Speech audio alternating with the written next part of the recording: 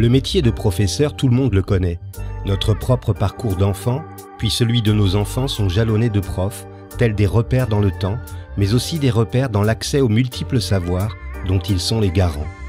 Le professeur exerce un métier qu'il a choisi, il l'exerce avec rigueur et compétence, mais avant de se fondre dans l'entité enseignement, les profs sont des femmes et des hommes formidables, des bâtisseurs aux multiples facettes. Je suis Christophe Salomé, professeur des écoles depuis une trentaine d'années, et depuis 15 ans, je me promène d'école en école en tant que maître remplaçant. Je découvre régulièrement des personnes qui ont des choses à raconter, des personnes qui font, des personnes qui ne sont pas juste des enseignants, des profs, etc. Dans ce podcast, je leur donne la parole. Qu'est-ce qui leur a donné le désir d'enseigner? Quelles sont leurs valeurs, leurs passions, leurs attentes? Qu'ont-ils envie de partager? Prof, etc. Christian Straka est né à Montreuil-sous-Bois, en Seine-Saint-Denis. Il a débuté sa carrière en tant qu'instituteur en 1985, après 3 ans de formation à l'école normale, puis a été directeur d'école de 2006 à 2012, date à laquelle il est devenu AFTIS. Cette appellation est devenue aujourd'hui EREN, qui signifie enseignant référent aux usages du numérique. Christian habite Villemomble et travaille à Aubervilliers et la Courneuve, 3 villes situées en Seine-Saint-Denis. Lorsqu'on lui demande de résumer sa perception du métier, il répond que ses principaux objectifs sont de ne jamais s'ennuyer et faire en sorte que ses élèves ne s'ennuient jamais. En devenant EREN, Christian a fait le constat d'être considéré comme formateur sans en avoir ni le statut ni l'indemnité. En 2012, les EREN n'en percevaient aucune. C'est donc naturellement qu'il s'est rapproché de l'AFTRN, l'association des formateurs TIS, réseau national, association dont il devient le président en juin 2016. Quelques mois plus tard, avec d'autres collègues, il rencontre Najat Vallaud-Belkacem au salon Educatis à Paris. Après un bref exposé de la situation des enseignants TIS, la ministre s'engage à faire en sorte que cela change et ce fut le cas. À partir de la rentrée 2017, tous les enseignants affectés sur des missions TIS sont devenus des EREN et ont perçu une indemnité pour mission particulière. Depuis cette date, l'AFTRN est régulièrement en contact avec les membres de la direction du numérique éducatif, rue de Grenelle. Christian rappelle que le premier confinement a démontré que les EREN étaient importants et que le ministère en a pris conscience, mais il déplore que le temps politique ne soit pas en phase avec celui du terrain. Christian Straka, bonjour. Bonjour. Est-ce que vous vous souvenez du premier outil numérique que vous avez utilisé dans le cadre de votre métier d'enseignant? Oui, car j'ai débuté au moment du déploiement de l'informatique pour tous avec l'arrivée des Thomson TO7, MO5 dans toutes les écoles. Une belle période où justement toutes les écoles de France avaient été équipées d'outils numériques. Et d'ailleurs, à l'école normale, j'avais déjà pris la filière musique et informatique et j'avais déjà un pied dedans sans savoir qu'un jour je deviendrais formateur au numérique. Donc c'est une très belle période. Et il n'y a pas si longtemps que ça, un élève devenu adulte, bien évidemment, sur Twitter m'a dit qu'il se souvenait de mes leçons d'informatique, alors que bien évidemment, je ne faisais pas que ça à l'époque, mais c'était le souvenir que je lui avais laissé. Quel regard portez-vous sur votre enfance? Sur mon enfance, j'ai plutôt été une enfance heureuse et avec beaucoup de camarades et à une époque où effectivement l'école était encore un ascenseur social, contrairement aujourd'hui.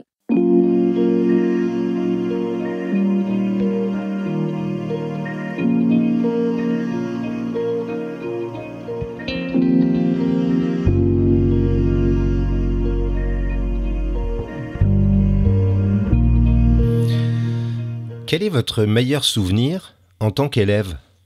Je pense que c'est la classe de neige. Ça reste un excellent souvenir.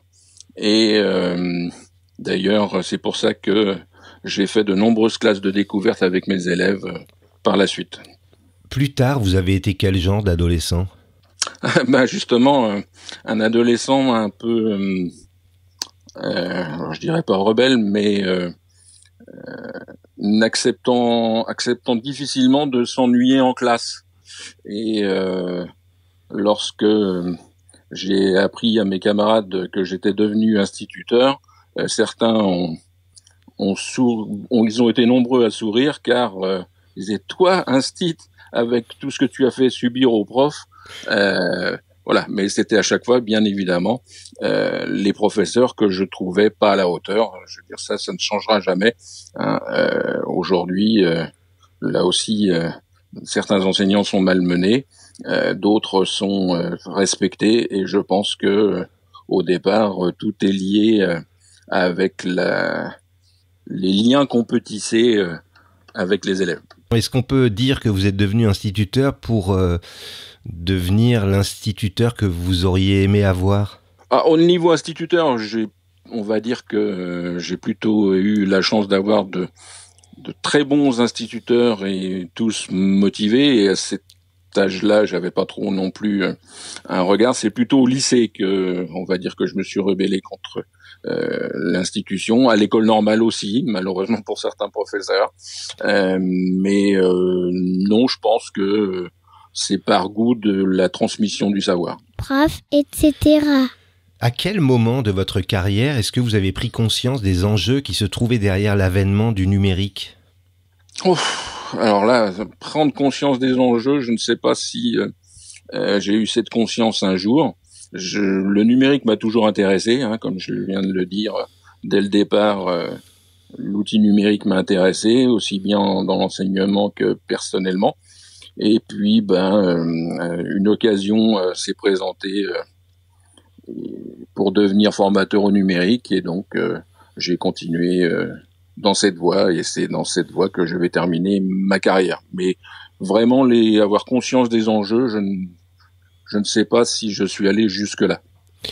Alors la mission des ERUN comporte différents volets, dont un qui est purement pédagogique.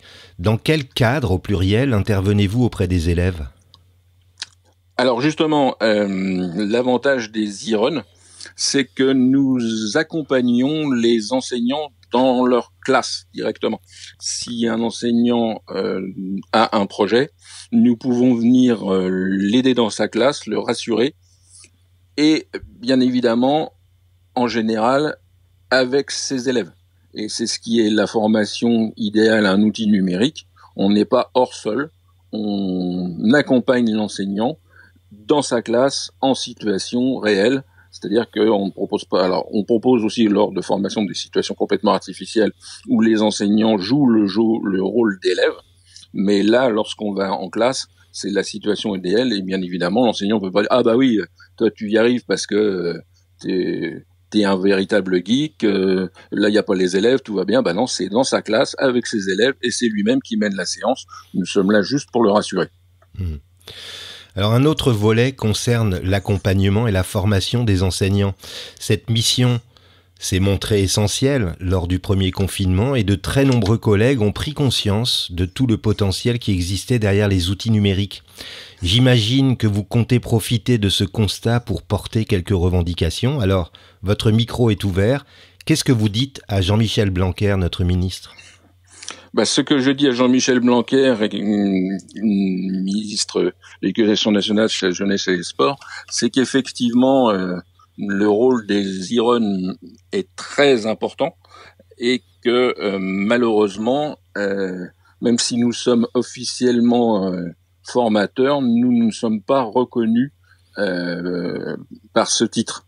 Et donc, c'est un peu absurde. Nous passons notre temps à être formateurs, on forme même nos supérieurs hiérarchiques, mais sans officiellement être validés en tant que tels par l'Éducation nationale, alors que la majorité des ERUN est titulaire du CAFIPEMF, une certification qui prouve qu'ils sont bien formateurs, mais même du coup, ils ne sont que qu'ERUN et ne touchent aucune indemnité liée à la fonction de formateur. Donc c'est un peu une absurdité, surtout au XXIe siècle, et avec l'importance du numérique. Et et en plus, dans tous les plans de formation dans le premier degré, il n'est prévu aucune formation aux outils numériques.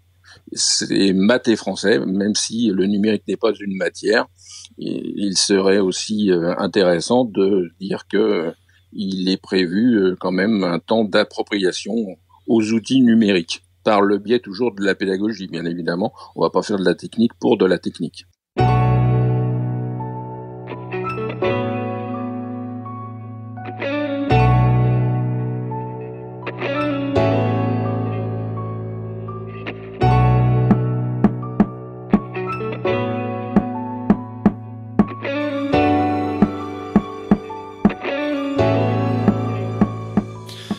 Alors aujourd'hui, l'État vient d'annoncer un plan de relance avec un appel à projet pour un socle numérique dans les écoles élémentaires, en mettant sur la table une enveloppe de 105 millions d'euros, le but étant de réduire les inégalités scolaires et lutter contre la fracture numérique.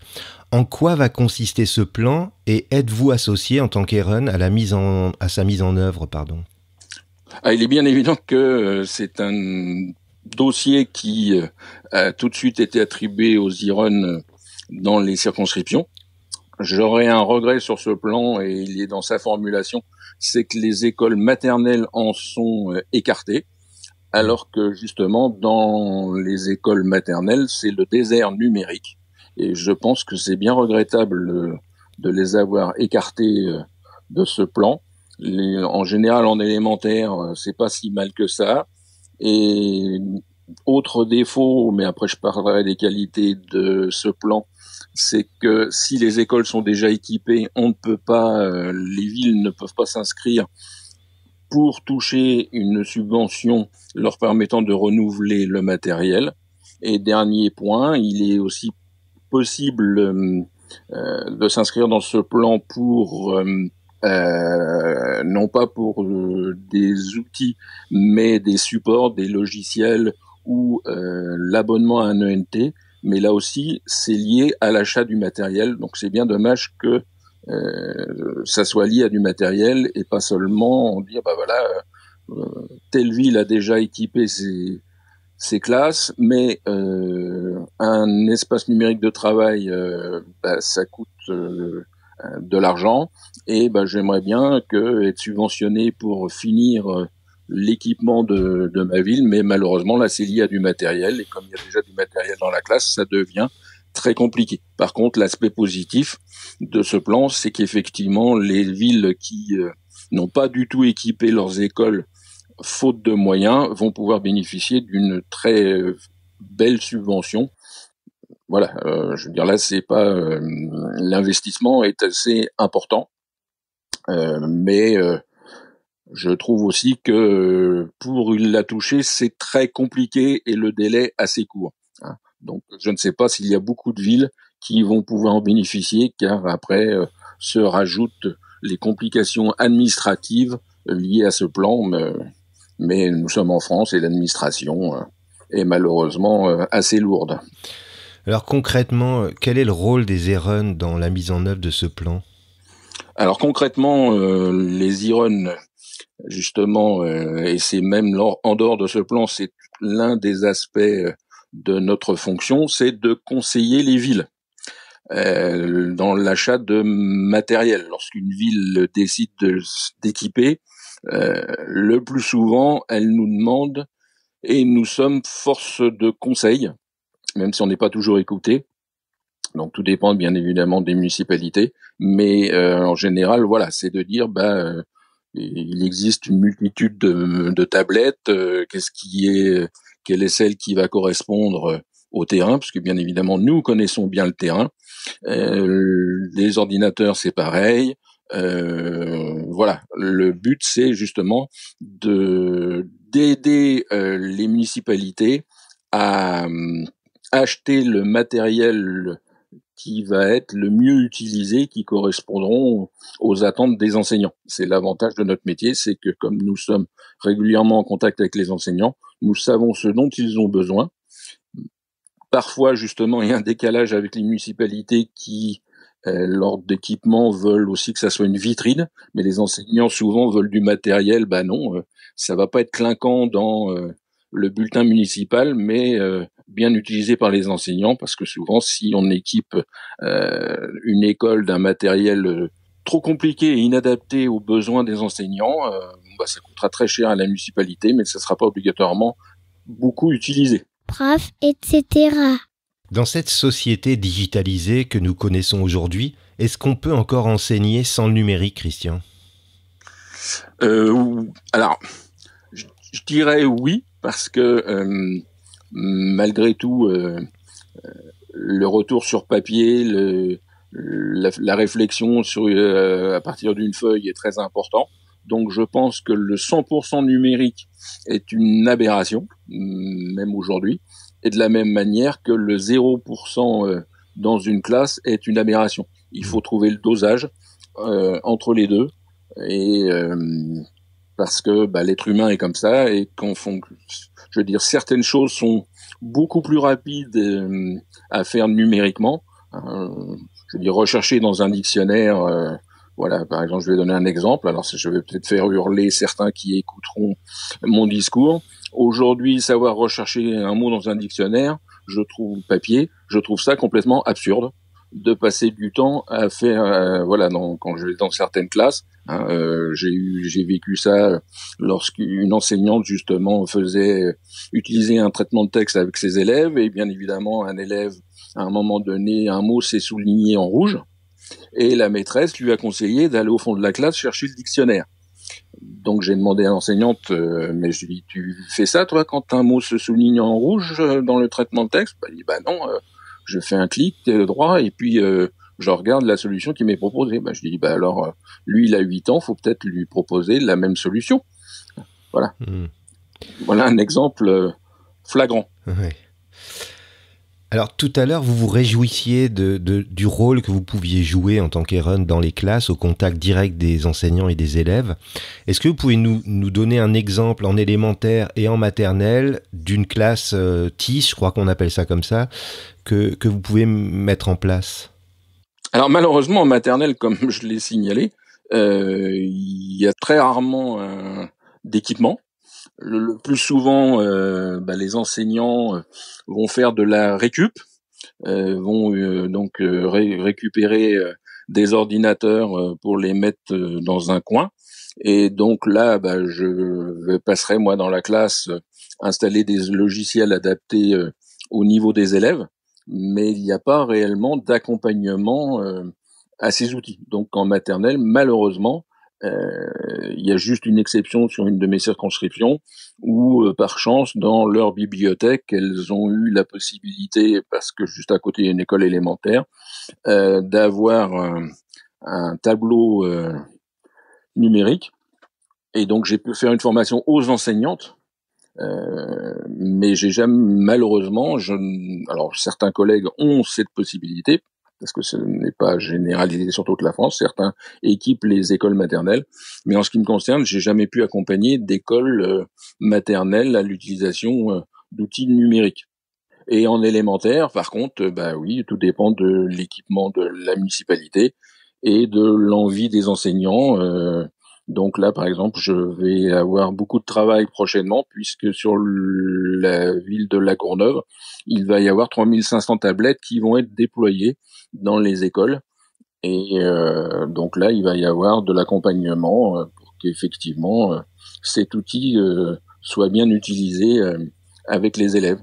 Donc en élémentaire, c'est très variable. Ce serait trop long d'expliquer ça maintenant, car les projets des enseignants sont différents, les enseignants sont différents, et donc l'accompagnement à chaque fois étant personnalisé, ce serait trop compliqué. Mais bien évidemment, le but de l'Iron, c'est de ne pas être là tous les vendredis et d'être la jambe de bois de l'enseignant qui n'y parvient pas, mais au contraire très rapidement lui faire prendre conscience que l'outil numérique doit se faire oublier derrière la pratique pédagogique.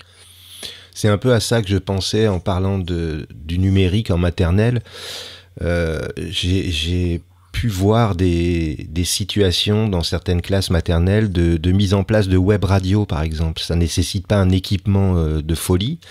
On peut commencer à obtenir des résultats avec simplement un smartphone ou une tablette et une connexion Internet. Et j'ai l'impression que cet aspect de la radio, du podcast est quelque chose d'émergent actuellement qui pourrait peut-être satisfaire des enseignants de maternelle. Qu'est-ce que vous en pensez ?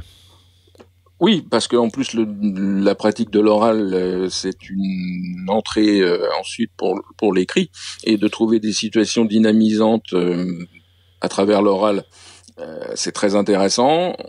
On n'est peut-être pas obligé de passer tout de suite à la web radio. Il y a aussi des micros qui peuvent permettre de faire des choses, car malheureusement, dans la majorité des écoles maternelles, il n'y a pas de connexion Internet à part dans le bureau de la direction d'école. Donc c'est très compliqué. Donc certains enseignants passent le cap et se disent c'est pas grave, je vais faire un partage de connexion avec mon smartphone et voilà. Mais la majorité trouve pas ça normal, alors que bien évidemment c'est inscrit dans les programmes de l'école maternelle. Mais les municipalités, pour l'instant, sont encore frileuses.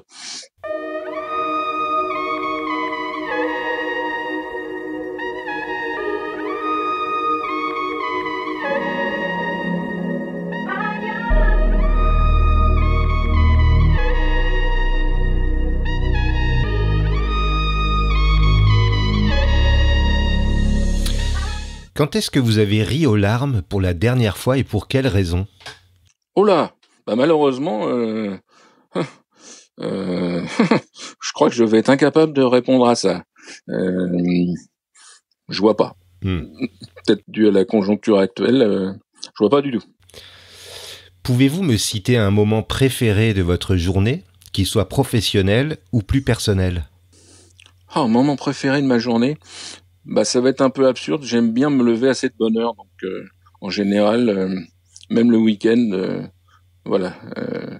Je suis un lève-tôt et j'aime bien me lever de bonne heure. Ouais. C'est drôle parce que vous êtes mon 32 ou 33e invité.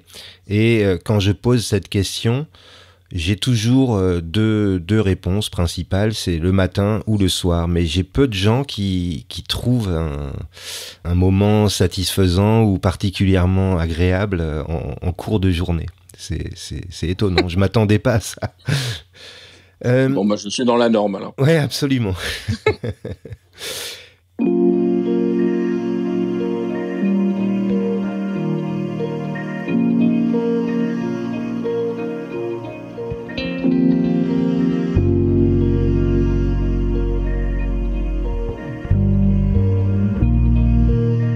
Quelle valeur a aujourd'hui le plus de sens pour vous ?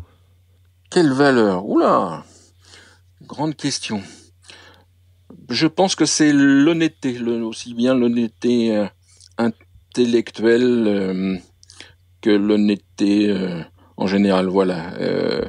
Ne pas mentir en n'importe quelle occasion, que ça soit en classe, que ça soit en formation. Voilà. L'honnêteté. Dire ne pas prendre les gens pour des imbéciles et leur annoncer clairement et ne pas se mettre derrière un masque, même si c'est d'actualité, et derrière un paravent.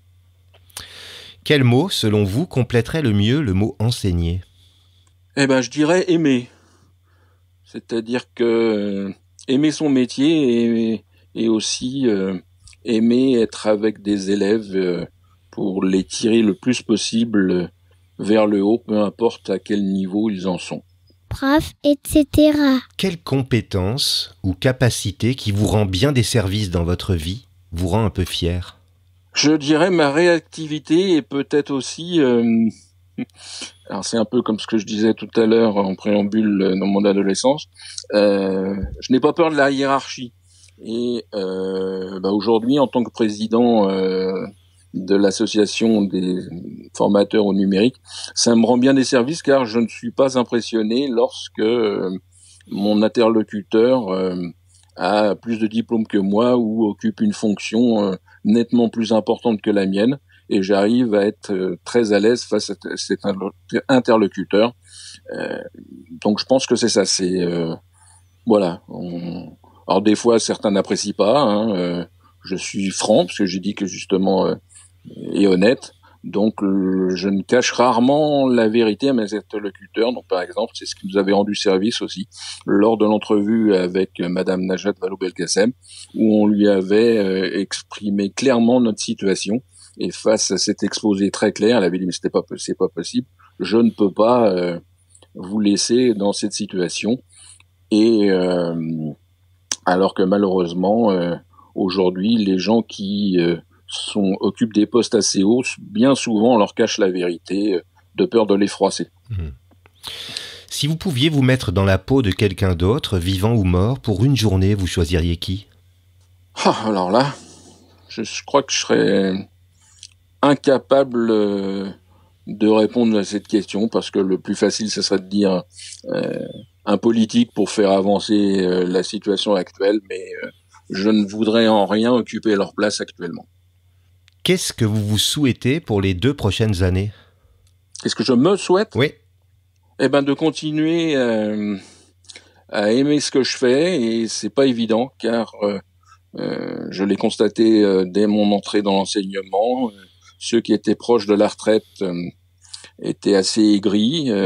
Je le constate toujours aujourd'hui, et comme cette période va bientôt arriver pour moi, puisque je vais être à la retraite en 2024, j'espère avoir assez de motivation jusqu'au bout.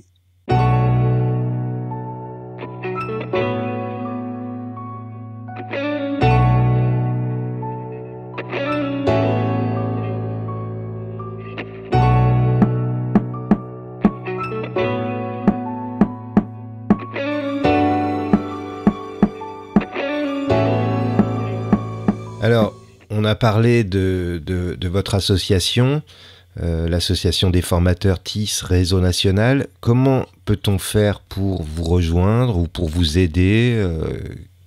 Est-ce que vous pouvez nous en parler un petit peu avant qu'on se sépare ? Alors, l'AFTRN, donc l'association des formateurs TIS, a été créée il y a une vingtaine d'années par un groupe justement de formateurs au numérique, en disant puisque nous sommes invisibles, on va essayer de créer une association. Mais à l'époque, on parlait des TIS et pas du numérique, donc le terme on l'a conservé, puisque si on commençait à changer, voilà.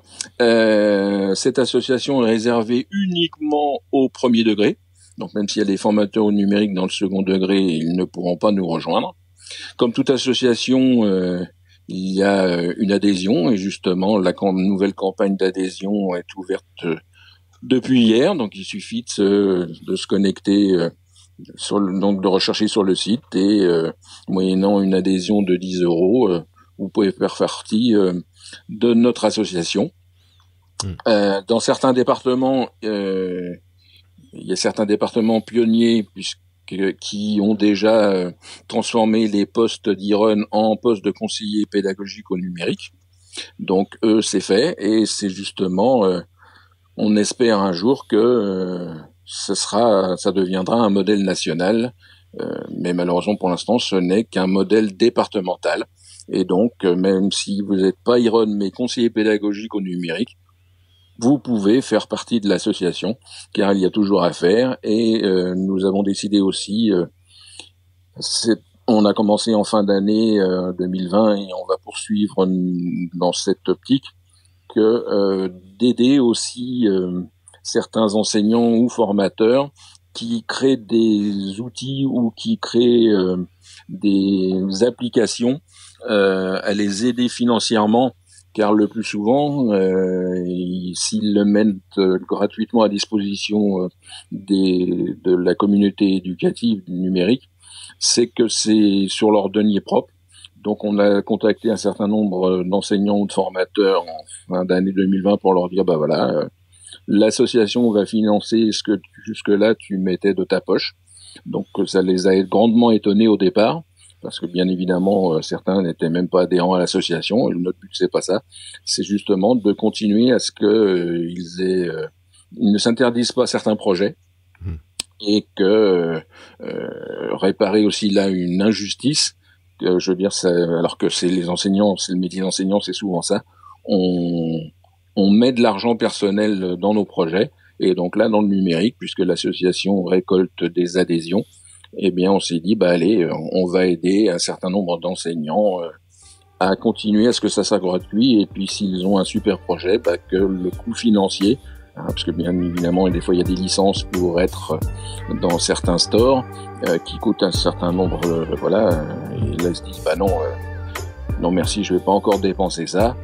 ou d'autres, vous l'avez dit, s'engagent, font des choses et achètent un micro, une caméra, etc. On leur a dit, si tu as un projet et que tu veux te développer, tu achètes et tu nous envoies la facture et nous on la réglera. Merci Christian de vous être rendu disponible pour Prof, etc. Bien.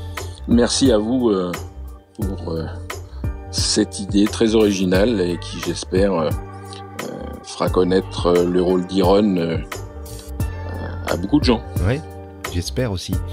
Je mettrai toutes les informations de l'AFTRN en description de cet épisode.